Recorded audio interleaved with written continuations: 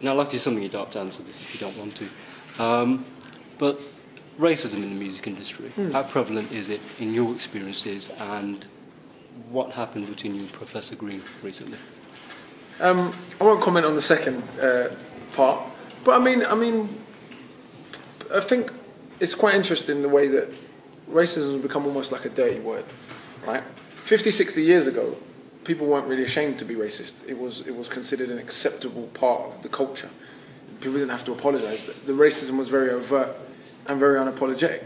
What happened was, because of people's resistance to that racism, it's become, people feel insulted by being called a racist now. Even if they are definitely racist, even if their actions are definitely racist, even if their behaviour is very racist, people feel that you're insulting them. So there's this denial culture that exists today. And even if it's painfully obvious, I mean, we live in a country set up with an imperialistic, racist history, and that's infected the economies and institutions of the country, from the police through to jobs, through to education. And why wouldn't it affect the music industry? I mean, of course it will. And so you have a situation where you can have, as what you touched on, you know, young white rappers from predominantly African Caribbean areas making videos, creating pornography of black males killing each other, referring to these people as hungry apes living in jungles. And if you're not comfortable with that as a black person, right? Given that my father used to have bananas thrown at him just 20 years ago, given that, you know, the first black player to play for England was having bananas thrown at him just 20. We're not talking about ancient history here, right? And if we are going to go back a little further than that, it was being argued that black people were indeed not even human. In fact, they were more closely related to monkeys and apes. So it's not a very subtle metaphor.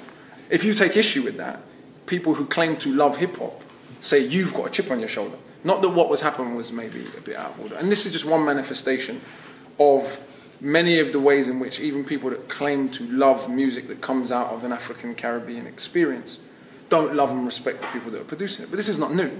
You know, during segregation, people would go to jazz gigs or blues gigs when the only black person allowed in the venue was the black person on stage, right?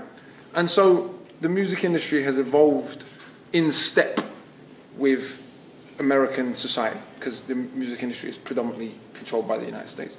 And American society still is, it doesn't matter what colour the person in the White House is, it's a fundamentally, at its ground level, is set up as a racist society. So I don't say these things to be mean or to even complain, but I think it's important that artists, if you're getting in the industry and you look a particular way, right? Let's say you're overweight, for example. You've got to understand that the music industry has a particular image that it wants to promote. It doesn't want to promote people of a particular weight, generally. It wants to promote one image of beauty. If you're overweight, you've got to understand that, right? Or if you're a person of colour getting into the music industry, you've got to understand that there's certain stereotypes that the music industry wants to promote. If you're not aware of that, and you think you're going to come into the music industry not promoting those stereotypes and get promoted in the same way, you're going to come up against resistance. So I don't analyse these things to be horrible. I analyse them so young artists coming into the game can understand what barriers are in place.